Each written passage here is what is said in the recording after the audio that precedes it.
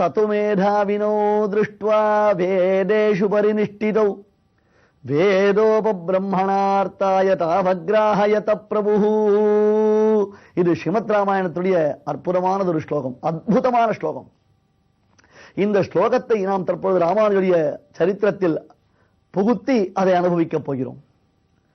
ராமானுஜருடையதான தைனந்திரிக காரியம், அதாவது காலை துயில் எழுந்தது முதல் இரவு அவர் பள்ளி கொள்ளும் வரையிலும் அந்த அனுஷ்டானங்கள், உடன் இருக்கக்கூடியதான பாகவதத்தவர்களுடையதான அனுபவங்கள், இவற்றையெல்லாம் குரு பரம்பரைகள் வாயிலாக நாம் அறிகிறோம். அதிலும் குறிப்பாக பொன்னரங்கம் என்னும் மயலே பெருகும் ராமானுஜன் என்று அந்த நம்பெருமாளுடையதான திருக்கோவில் நிர்வாகங்கள் அனைத்தையும் ராமானுஜர் செவ்வனே திருத்தி வைத்திருக்கிறார். வெகு அழகாக ராமானுஜர் அந்த திருக்கோவில் கைங்கரியங்களை, திருக்கோயில் நிர்வாகங்களை திருத்தி வைத்திருக்கிறார். ஏன், சில சந்தர்ப்பங்களில் சுவாமி தானாக சென்று அந்த திருக்கோயில் நிர்வாகத்தை பார்த்தாகும். குறிப்பாக மடைப்பள்ளி பகவானுக்கு அமுதுபடி செய்யக்கூடிய இடம், நமக்கு புரியும் வகையில் சொல்லுகிறேன். சமையல் உள், அதாவது கிச்சன், பெருமானுக்கு மடைப்பள்ளி இடத்திற்கு சென்றால் ராமானுஜர் அந்த இடத்தை எல்லாம் சுத்தமாக பெருக்கி அதில் உள்ளதான பற்று பாத்திரங்களை எல்லாம் எடுத்து துலக்கி வைத்து அவற்றையெல்லாம் நன்கு அலம்பி தள்ளி, பெருமானுக்கு பக்ஷ்ய போஜ்யங்கள் நன்றாக கண்டறியப்பட போகின்றதா, புதிய புதிய பானைகள் கொண்டு வருகிறார்களா, திருவாய்ப்பாடியை போல எப்படி புதிய புதிய பானைகள் பெருமாளுக்கு புதுசு புதுசாக சமர்ப்பிக்கப்படுகின்றதா, பால், தயிர், வெண்ணெய், மோர் முதலானவைகள் சரியான சமயத்தில் வருகின்றனவா, காய்கறிகள் சுத்தமான காய்கறிகளா, பகவானுக்கு அமுது செய்வதற்கு பாங்காக அவைகள் உள்ளனவா என்று ஒவ்வொன்றையும் பார்த்து பார்த்து பரிசோதனை செய்து பெருமானுக்கு சமர்ப்பிப்பார். ஒரு குழந்தை, ஒரு பிறந்த குழந்தை, அந்த குழந்தையை கண்ணும் கருத்துமாக ஒரு தாயாரானவள் எப்படி வளர்க்கிறாளோ அது போன்று தான் ராமானுஜருடையதான சரித்திரத்தில் நாம் பார்க்கும் விஷயம் என்ன தெரியுமா? அர்ச்சாவதாரத்தில் எம்பெருமானை நாம் அனுபவிக்கும் பொழுது குழந்தையாகத்தான் அனுபவிக்க வேண்டும். இதைத்தான் பிரமாண வாக்கியங்கள் சொல்லுகின்றன. சதீவ பிரியபர்த்தாரம் ஜனனீவ ஸ்தனந்தயம் என்று. தன்னிடத்தில் காதல் கொண்ட கணவனை மனைவியானவள் எப்படி அனுபவிப்பாளோ, எப்படி நெடுநாள் தவமிருந்து பெற்றெடுத்த ஒரு குழந்தையை அந்த தாயாரானவள் எந்த விதத்தில் அந்த குழந்தையை அவள் உபலாரணம் செய்வாளோ அதுபோன்று தான் எம்பெருமானை அர்ச்சாவதாரத்தில் நாம் கொண்டாட வேண்டும். முதலியாண்டான், ராமானுஜர், கூரத்தாழ்வான், அருளாளப் பெருமான் எம்பெருமானார், ஏன் இங்கே எம்பார், பட்டர் முதலானவர்கள் இந்த அர்ச்சாவதாரத்தில் ஆனந்தப்பட்டு பரமாத்மாவை அனுபவித்திருக்கிறார்கள். அதுபோன்று காரியக்கிரமங்கள் நடைபெற்று வரும். காலக்ஷேபங்கள், வேதாந்த காலக்ஷேபங்கள், ஸ்ரீபாஷ்யம், பிரம்மசூத்திரத்திற்கு தான் அளிச்சிருக்கக்கூடிய வியாக்கியானம், அதே போன்று பகவத்கீதா பாஷ்யம், அந்த கீதா பாஷ்யம் முதலான காலக்ஷேபங்களை சுவாமி சொல்லி வரக்கூடியதான கால விசேஷங்கள்.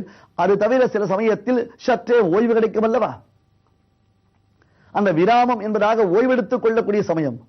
பெரியோர்கள் ஓய்வெடுத்துக் கொள்வது என்றால் எப்பொழுதும் படுத்து உறங்கிக் கொண்டிருப்பார்களா? தெரித்தெழுது வாசித்தும் கேட்டும் வணங்கி வழிபட்டும் பூஷித்தும் போக்கினேன் போது என்பதாக சொல்வார்கள்.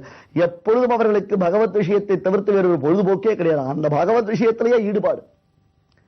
சீர்கலந்த சொல்லிணைந்து போக்காரில் சூழ்வினையின் ஆழ்ந்துயரை என் நினைந்து போக்குவர் இப்போது என்னும்படியாக அந்த பொழுதுபோக்கு என்பது பகவத் சிந்தனையை தவிர்த்து, பகவத் விஷயத்தை தவிர்த்து வேறு ஒரு பொழுதுபோக்கு என்பது அவர்களுக்கு கிடையவே கிடையாது.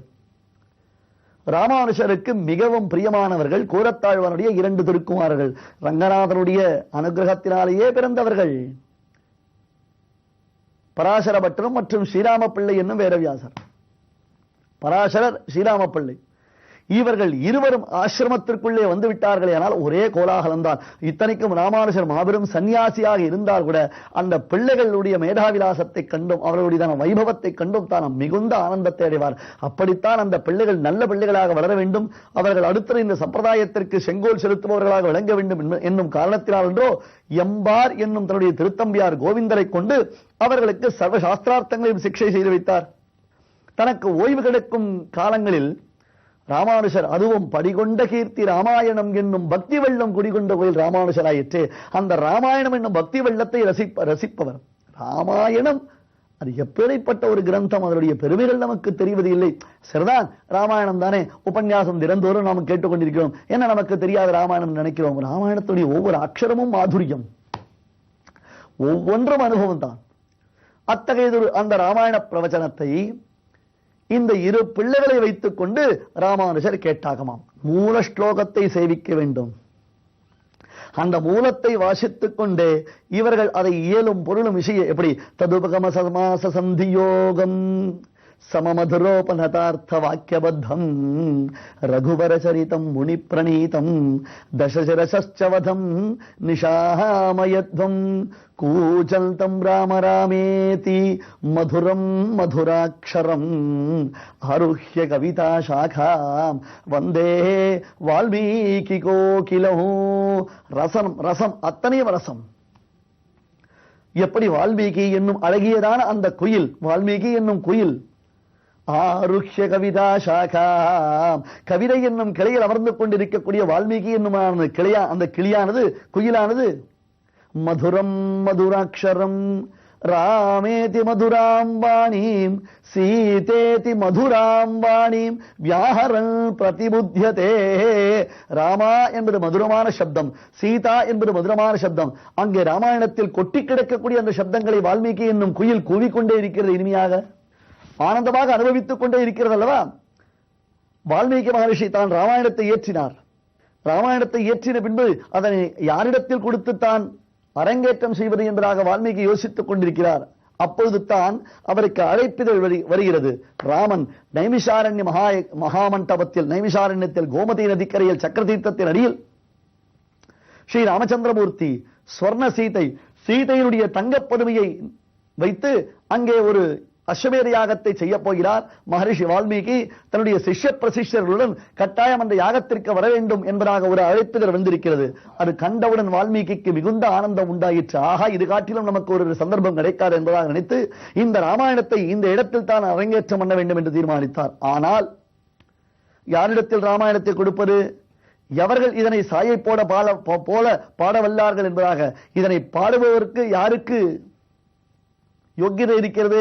தந்திரீலய சமன்விதம், குழலின் மலிய சொன்ன 1030 என்று நாம் திருவாய்மொழியை போற்றுகிறோமே, அதுபோல தந்திரீலய சமன்விதம் பாட்டியே கேயேச்ச மதுரம், பாடும் பொழுதும் ஆலாபனை செய்யும் பொழுதும் மாதுரியமாய் இருக்கக்கூடியதான அந்த ராமாயணத்தை யாரிடத்தில் அளிப்பது என்று அவர் யோசித்துக் கொண்டிருக்கும் பொழுது இருவர் அருகே வருகிறார்கள். சதுமேதாவினோ திருஷ்டுவா, பார்க்கும் பொழுது எப்படி இருக்கலாம்? உபகதோ மிலித பரஸ்பரோபமோ விசக்ஷணோ விவித நரேந்திர லக்ஷணோ குஷீலவோ குஷலமநாமகாயகோ ஸ்ருதி மதுரஸ்வரான்விதோ. ஒரே மாதிரி இருக்கிறார்கள், அழகாக பாடக்கூடியவர்கள், எல்லா விதத்திலும் சாமர்த்தியம் பெற்றவர்கள், வைபவம் உடையவர்கள், மிக இனிமையாக பழகக்கூடியவர்கள். வால்மீகி மகரிஷியுடைய 2 பிரிய சிஷ்யர்கள். யார் அவர்கள்? சிறுவயதில் ராமனையும் லக்ஷ்மணனையும் பார்த்தார் போல தோற்றமளிக்கக்கூடிய லவன் குஷன். அந்த லவன் குஷன் பார்த்த மாத்திரத்தில் சதுமேதாவினோ திருஷ்டுவா வேதேஷு பரிநிஷ்டிதோ வேதோபபிரம்மணார்த்தாய தாவக்ராஹயத பிரபு. சதுமேதாவினோ, அந்த மேதாவிகள் மகாமேதாவிகள், பின்னென்றா ராமனுடைய சாட்சாத் பிள்ளைகளாயிற்று. வேதேஷு பரிநிஷ்டிதோ, வேதத்தின் தத்துவார்த்தங்கள் தெரியாமல் ராமாயணத்தை உபன்யாசம் செய்ய முடியாதாம். வேதேஷு பரிநிஷ்டிதோ, வேதத்தில் அபரிமிதமான ஞானத்தை உடையவர்கள். வேதோப பிரம்மணா அர்த்தாய, வைதிகமான அந்த வேதத்தின் கருத்துக்களை எல்லாம், வேத தர்மங்களை எல்லாம் எடுத்துரைப்பதற்கு வல்லமை பெற்றவர்களால் அவர்களை கொண்டு இந்த வேத பிரச்சாரத்தை, அதாவது ஸ்ரீமத் ராமாயணத்துடைய பிரச்சாரத்தை செய்ய வேண்டும் என்பதாக சுவாமி வால்மீகி மனோரதித்து ஆஹா என்று ஆனந்தப்பட்டு அந்த 2 சிறுவர்களை ராமாயணத்தில் பயிற்றுவித்து அவர்கள் ராமாயணம் சொல்ல சொல்ல ஒரு கிளியை பழக்கி வைக்குமாறு போல பழக்கி வைத்து அவர்கள் ராமாயணத்தை சொல்ல சொல்ல அது கண்டு ஆனந்தமடைந்தார் அல்லவா. அது போன்று தான் இங்கே பட்டரும் ஸ்ரீராம பிள்ளையும் ராமானுஜருடைய ஆசிரமத்திற்கு வந்து அவர்கள் ராமாயணம் சொல்ல சொல்ல ஆனந்தமாக சக்கரவர்த்தி திருமகன் நைமிஷாரண்ய கஷேத்திரத்தில் அந்த மகாமண்டபத்தில் யஜ்ஞசாலையில் எப்படி லவகுஷர்கள் ராமாயணத்தை கானம் பண்ண கேட்டு ஆனந்தித்திருந்தானோ அதுபோன்று ராமாயணம் என்னும் பக்தி வெள்ளம் குடிகொண்ட கோயிலான பகவத் ராமானுஜர் அதனை ரசித்துக் கொண்டிருப்பார். வால்மீகி ரிஷியின் 2 சிஷ்யர்களை போன்று பட்டரும் ஸ்ரீராம பிள்ளையும் அங்கே அவர்கள் இருவரும் சொல்லும் பொழுது ராமானுஜர் ரசிக்கும் பொழுது இவர்கள் மட்டும்தானா இருப்பார்கள்? ஆசிரமத்தில் உள்ள வடுக நம்பிகள், கிடாம்பி ஆச்சான், கூரத்தாழ்வான், எம்பார், அருளாளப் பெருமாள் எம்பெருமானார், இப்படி எல்லோரும் வந்து குழுமி இருந்து அந்த ராமாயண ரசத்தை, அருளமுரத்தை அவர்கள் எல்லோரும் வாரி பருகுவார்கள். அது ஒரு பொற்காலம் சுவாமி. அது போன்றதொரு சமயத்தில் நீங்கள் சற்றே மனக்கண்ணால் நாம் அந்த பொற்காலத்தை நினைத்து பாருங்களேன். சுவாமி ராமானுஜர் ஒருபுறம் எழுந்தல் இருக்கார், பட்டரும் ஸ்ரீராம பிள்ளையும் தாங்கள் உபன்யாசம் செய்கிறார்கள்.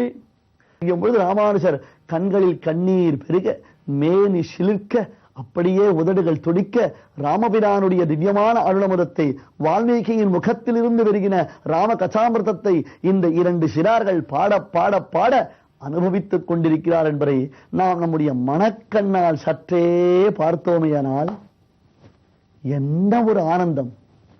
எப்படி ராமனுடைய பிள்ளைகளாக லவகுஷர்களோ அது போன்று தானே ரங்கநாதருடைய பிள்ளைகளாக பட்டரும் ஸ்ரீராம பிள்ளையும் திகழ்கிறார்கள். ஏனென்றால் ஆழ்வானுக்கு ரங்கநாதருடைய அனுகிரகத்தினால் என்றோ இந்த 2 பிள்ளைகள் பிறந்தார்கள் என்பதை கீழே குரு பரம்பரையில் பார்த்தோம். அது தவிர மஞ்சள் நீர் குடித்த பிள்ளையாகத்தானே பட்டர் வளர்கிறார். ஸ்ரீரங்கநாச்சியார் சன்னதியில், அந்த சன்னதி வாசலில் இருக்கக்கூடிய தொட்டிலில் என்றோ பட்டர் வளர்ந்தார். ரங்கநாதனுக்கும் பிராட்டியாருக்கும் ஒரே பிள்ளையாக அந்த பட்டர் வளர்ந்தார் என்றார். அப்பொழுது லவகுஷர்களை போன்றுத்தான் இங்கே பட்டரும் ஸ்ரீராம பிள்ளையும்.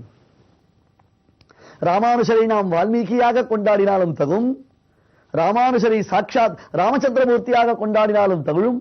அங்குள்ளதான அத்தனை மக்களும் சேர்ந்து, அந்த மகான்கள் எல்லோரும் சேர்ந்து அயோத்தி நகரத்து ஜனங்களைப் போல அதை ஆனந்தித்து வருகிறார்கள். இதெல்லாம் உண்மையிலேயே அடியர் எத்தனை முறை சொன்னாலும் அளிக்கவில்லை, ஒரு பொற்காலம்.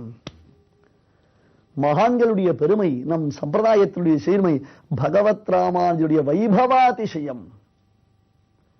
ஓர் கைமாறு மாயனம் காணகில்லான், இதற்கெல்லாம் எம்பெருமான் கூட ஒரு கைமாறு செய்யவே முடியாது. அத்தனை பெருமைகள் ராமானுஜருக்கு உண்டு. இது ராமானுஜரை ஸ்தோத்திரம் செய்வதற்காக மட்டுமே சொல்லப்படும் உபசார வார்த்தை இல்லை. இது சத்தியம், இது சத்தியம், புனசத்தியம் உத்ருத்ய புஜமுச்சரே என்று நாம் உத்கோஷிக்க வேண்டிய பெருமையை பெற்றிருக்கிறோம். அந்த பெருமை நம் நெஞ்சிலை என்றுமே நிலைத்திருக்க ஸ்ரீ ராமானுஜரை பிரார்த்தித்துக் கொள்கிறோம்.